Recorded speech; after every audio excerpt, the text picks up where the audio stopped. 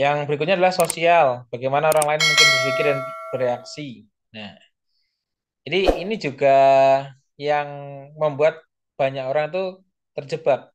Ya. Maksudnya apa? Jadi gini, ketika kita beli sesuatu, itu ternyata itu bukan karena kita butuh, tetapi karena ada tetangga yang beli.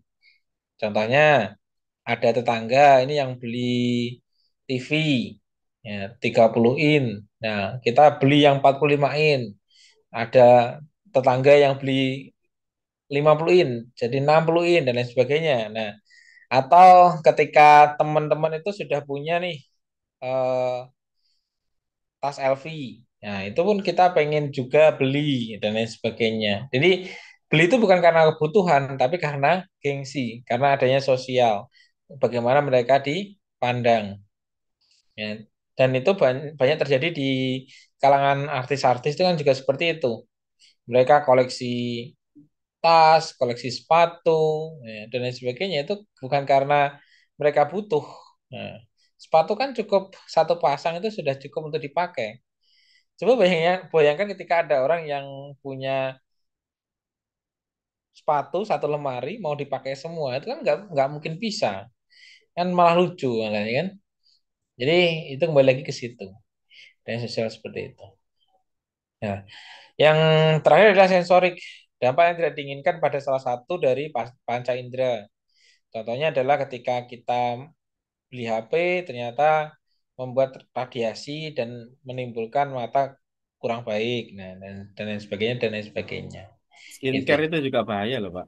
Nah, ya itu juga sama. Dari iklannya dia memutihkan, ternyata ada merkurinya dan lain sebagainya. Itu. Produk pelangsing, Pak. Nah, itu. Itu pun juga sama. Pelangsing dompet. Ya, itu. Ya, oke. Tambah lagi. Lanjut. Nah, pertanyaan adalah ketika kita tahu banyak resiko nih, bagaimana cara untuk meminimalisasi resiko? Nah, pertama adalah mencari informasi dari sumber pribadi yang terpercaya. Nah, jadi ketika kita pengen membeli, kita cari nih sumber-sumber bukan hanya dari Mbah Google, tetapi juga dari orang-orang yang terpercaya. Bukan dari asumsi, tetapi dari langsung ditanyakan. Nah, contohnya yang biasanya yang banyak terjadi itu yaitu kemarin juga saya kerjasama dengan teman itu gini. Oh, ada teman baik itu yang kerjasama dengan dia. Berarti dia juga termasuk baik dong. Nah, saya coba kerjasama dengan, jadi saya punya teman si A nih. Dia orangnya baik, tulus, jujur. Nah, kerjasama dengan si B. Nah, terus ternyata si B ini saya pengen kerjasama juga. Nah, dan ternyata teman saya yang A tadi itu di apa ya ditipu sama si B. Saya pun juga ketipu akhirnya. Nah, jadi perlu adanya konfirmasi secara tepat, bukan hanya mengira-ngira. Nah, saya kira si A itu mau kerjasama karena si B juga baik. Nah, ternyata si B itu malah nipu. Nah, itu pun juga sama seperti itu. Jadi, alangkah lebih baiknya langsung konfirmasi apakah si B itu gini-gini, apakah si B itu benar-benar sudah kamu kenal atau belum. Nah, ternyata si A itu baru kenal, ya kan? Ini juga kurang kurang baik, ya kan? Seperti itu. Maka perlu adanya konfirmasi dan tidak hanya dari satu sumber. Maka masuk ke yang kedua, bandingkan dengan produk lain dan cari ulasan serta penilaian melalui internet. Nah, jadi saat ini pun banyak marketplace yang bermunculan, apalagi muncul juga TikTok Shop itu salah satu yang membuat mereka itu besar itu karena ini, karena adanya ulasan. Jadi beberapa orang itu membeli di toko tersebut itu karena ulasannya. Ya, ulasannya baik, terus reputasinya baik. Nah, maka mereka membeli ke toko itu. Meskipun lebih mahal, dia rela untuk membeli karena dari reputasi atau ratingnya itu tinggi. Yang kedua tadi adalah pilih perusahaan dengan reputasi baik. Nah, itu teman-teman bisa menelaah sendiri. Nah, seperti apa perusahaan-perusahaan yang baik itu seperti apa. Nah, yang lagi rame ini adalah iPhone. Nah, iPhone dengan terang-terangan itu mendukung adanya LGBT. Nah, itu pun tergantung teman-teman. Nah, pengen terus seperti terus memakai atau tidak. Nah, kembali lagi kan itu bisa menjadi senjata, bisa menjadi bumerang. Ya. Ada orang-orang yang itu kan nggak secara langsung saya kan nggak apa namanya nggak membiayai itu, saya kan menggunakan atau membeli itu nggak masalah. Tetapi ada beberapa orang yang fanatik. Oh berarti dia membela ini, bela ini. Berarti saya nggak akan pakai itu. Itu pun juga ada yang seperti itu. Dan itu pun sah-sah saja dalam proses pemasaran, dalam proses bisnis. Nah, tergantung dari kita akadnya seperti apa. Jadi itu. Terus yang keempat adalah mencari jaminan dan garansi. Nah, ini pun salah satu hal yang membuat orang itu beli karena adanya ini jaminan dan garansi. Contohnya gini teman-teman. Ada nih banyak perusahaan-perusahaan kasur itu yang memberikan garansi 10 tahun. Tapi contohnya dari 100 orang yang membeli kasur tersebut, apakah kira-kira sebelum 10 tahun itu ketika kasurnya rusak, dia akan kembali ke toko tersebut? Pasti sudah lupa atau sudah ganti apa ya, ganti kasur. Syaratnya juga nggak masuk akal, Pak. Nah, makanya itu kan juga gimana ya? Ya itu sebagai pinter-pinteran kita sih, jaminan dan garansi ini juga sama seperti itu.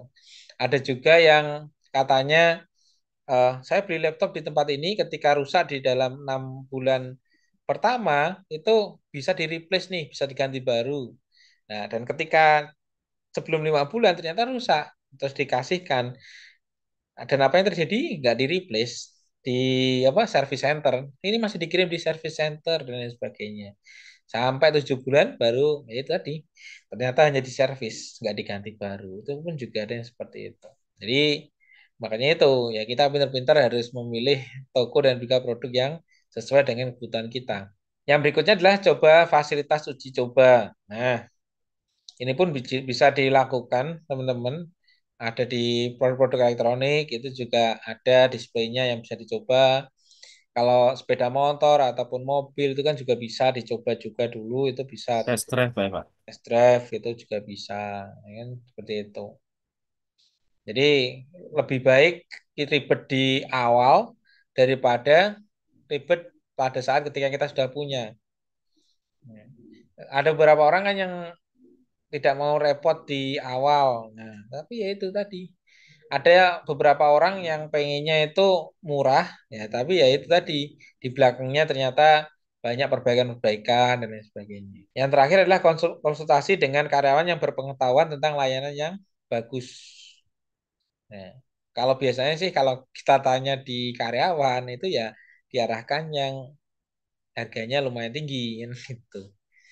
Ya memang bagus sih, tetapi ya harganya eh, lebih tinggi daripada apa yang kita bawa uangnya atau gimana.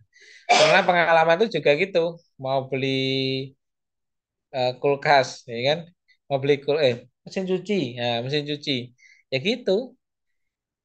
Eh, ada tetangga yang beli itu cuma berapa kemarinnya? Sekitar 1.500.000 atau berapa gitu. Kita ya itu tadi, oh yang pengen ini nih. Nah, tetapi akhirnya ya itu tadi dikasih tahu kalau merek ini itu kurang bagus. Ini ada yang lebih bagus nih. Ini. Dan ada beberapa fasilitas yang tidak ada di produk ini. Nah, maka akhirnya ya itu tadi. Oh, ternyata masih masuk uangnya. Oke, beli yang 2.500.000 saja. Oke, siap. Kalau pas punya uang seperti itu juga nggak apa-apa. Jadi ketika kita mau membeli itu lebih baik memang agak mahal sedikit, tapi tingkat keawetannya itu lebih baik daripada kita beli murah tapi tidak awet, nah, seperti itu. Maka ini tadi kalau di handphone itu iPhone itu muncul karena ya salah satunya itu. Kembali lagi ke iPhone tadi. Berikutnya adalah keputusan pembelian. Di dalam proses keputusan pembelian, pilihan terbaik yang dibuat berdasarkan alternatif-alternatif yang telah dibandingkan dan dievaluasi. Keputusan yang dapat ditentukan dengan mudah jika resiko yang dirasakan rendah dan alternatifnya jelas. Keputusan sulit dibuat jika trade-off meningkat. Jadi ketika kita berbicara tentang jika memang harganya masuk dan fasilitasnya itu yang sesuai dengan harapan kita, maka akan lebih mudah membeli. Tetapi ketika ada situasi trade-off atau situasi di mana seseorang harus membuat keputusan terhadap dua hal atau lebih yang mengorbankan suatu aspek dengan alasan tertentu untuk memperoleh aspek lain dengan kualitas yang berbeda sebagai pilihan yang diambil. Setelah membuat keputusan, konsumen pindah ke tahap transaksi layanan. Nah, jadi kalau berbicara tentang layanan, tadi kan trade off ya. Jadi lebih ke gimana ya?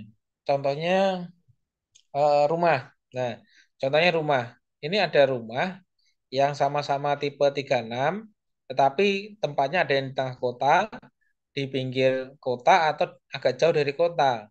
Nah, itu pun akan mengorbankan satu aspek, yaitu adalah dari jarak ke kota. Nah, dan harganya juga lumayan beda, kan seperti itu. Nah, sehingga apa ya tadi, mana yang lebih dominan? Apakah dari harganya atau dari posisinya? Nah, jadi kan bisa ditimbang tuh dari keputusan seperti itu. Tapi itu perlu pemikiran yang lebih dalam tentang keputusan itu. Mana yang harus dikorbankan dari hal tersebut.